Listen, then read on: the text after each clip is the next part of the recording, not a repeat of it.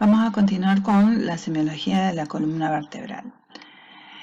Empezaremos con el interrogatorio y específicamente suele referirnos al paciente dolor en distintas zonas de la columna. Por tal fin vamos a tener que investigar sobre la localización y propagación del mismo, la intensidad, cuál es el origen, cuál es la causa, la etiología, qué es lo que lo provoca o lo exacerba, o sea, que si hay algún tipo de movimiento que puede llegar a producirse que pueda aumentar ese dolor, o también que lo calma, qué posición de la columna lo puede llegar a calmar, y específicamente cuáles son sus características, si es progresivo, si ha sido agudo, si ya es una cuestión totalmente crónica. Esas son las características que tendremos en cuenta. También preguntaremos si ha encontrado algún tipo de deformación, ¿sí?, de la columna, o se ha visto el paciente con algún tipo de deformación, ya sea en el plano sagital o en el plano frontal, o si ha sentido o ha encontrado algún tipo de tumoración en la columna. También se preguntará en este interrogatorio por si existen algún tipo de parálisis o paresias. También suelen referir los pacientes a alteraciones de tipo sensitivas, ya sea anestesias, parestesias o disestesias. Cuando ya entramos al examen físico, empezaremos con la parte de observación y observaremos al paciente de pie. En esa observación de pie haremos una vista frontal, una vista posterior y una vista sagital. En este caso tenemos dos vistas, ¿sí?, la anterior y la posterior, y veremos cómo es que se alinea con el eje de la plomada la columna vertebral. El hecho de una alineación que no corresponda nos dará como resultado también que ciertas partes del cuerpo también entren en un desorden de alineación. En el cúbito supino lo que se medirán específicamente son la longitud de los miembros, ya que cualquier cambio en la estructura de la columna provoca un cambio específicamente en estas mediciones. Se medirán todos los tipos de pulso, específicamente el humeral, el cubital, el radial, el popliteo, el tibial posterior y el pedio. Y para completar el examen físico, se trabajará con el tema de los reflejos.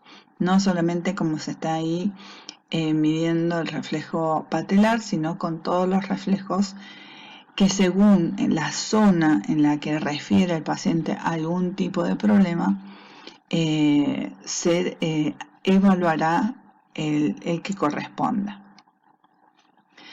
Los estudios complementarios pueden ser radiografías simples, en las cuales veremos la estructura de la columna, cómo está dispuesta, qué alineación tiene. La tomografía lineal, que nos mostrará cortes de la columna y específicamente nos mostrará los elementos óseos. El centellograma, que nos indicará la presencia de una buena o mala irrigación y también la presencia o no de neoplasias.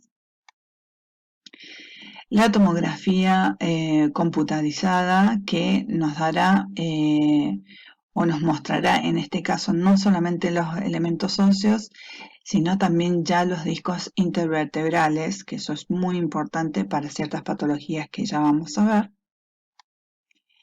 Y otro estudio complementario que es mucho más complejo, que ya nos muestra todas las partes blandas intrarraquídeas, que es la resonancia magnética.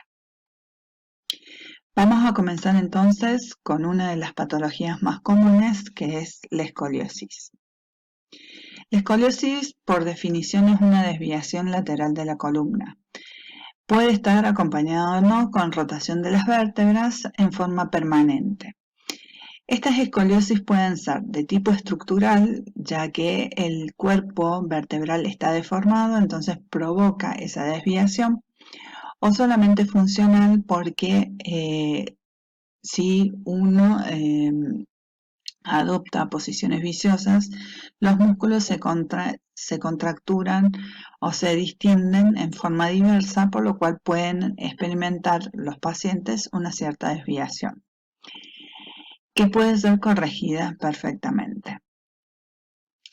La etiología pueden ser idiopáticas, congénitas, neuromusculares o de neurofibromatosis o enfermedad de Recklinghausen, que estas específicamente presentan unas pequeñas tumoraciones a nivel de la zona dorsal y en las extremidades. Las congénitas ya vienen de nacimiento, las neuromusculares se van adquiriendo con el tiempo, y las idiopáticas son específicamente en el desarrollo post-nacimiento. La patogenia, cuando se inicia la escoliosis, o sea, en el desarrollo de esta patología, comienza con una curva. Si vamos a las que van desarrollándose de posterior al nacimiento, comienzan con una curva que a esa curva se la denomina curva primaria, que en este caso la curva primaria que tiene nuestra paciente está en este sector, que se ve en esta parte de la radiografía, ¿sí? Esta curva, entonces, esa es la curvatura mayor, y luego, con el paso del tiempo, para poder compensar, el paciente lo que origina son curvas secundarias o compensatorias que sirven para tratar de volver a alinear. Por ejemplo, en el caso de esta paciente, a nivel lumbar, nosotros vemos que está incipiente una curva compensatoria.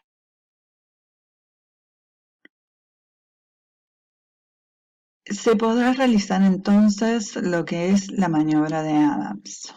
Esta maniobra que tenemos aquí, el paciente lo que realiza específicamente es una flexión de tronco hacia adelante. Como ustedes pueden ver, en uno de los sectores, específicamente en el sector derecho, presenta una jiba, ¿sí? Eso nos da la idea de que la curvatura es en esta forma, ¿sí? Con convexidad hacia el lado derecho y concavidad hacia el lado izquierdo. Otro de los métodos es el método de Kopp. Es tomando específicamente una radiografía e introduciéndola en un programa. Lo que se realiza en primera instancia es la detección del origen de la curva y se traza una línea, ¿sí? Ahí vemos que se marca específicamente el inicio y el final.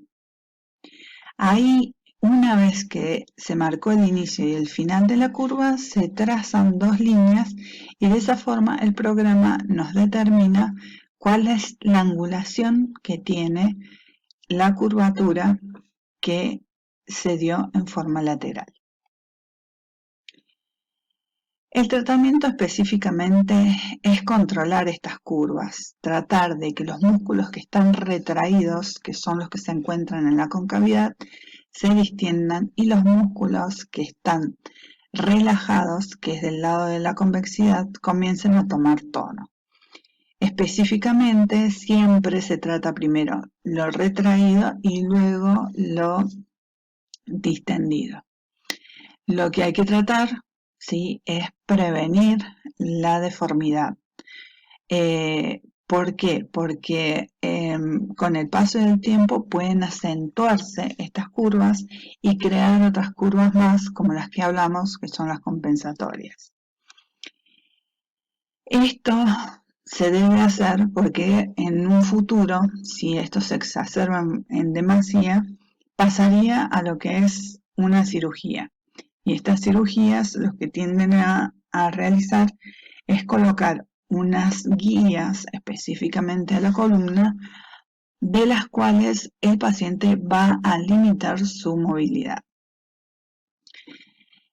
Específicamente, lo que se trata de lograr con el tratamiento es que se vuelva a un estado de normalidad o de parámetros normales en lo que son las curvaturas que se pueden realizar en forma lateral de la columna.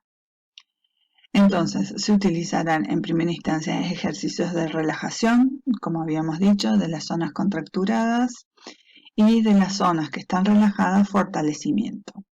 En casos más extremos, como se verán en otras materias, se utilizarán otro tipo de aditamentos que son ortesis, que tratan específicamente de mantener una buena posición y tratar de relajar estas curvaturas.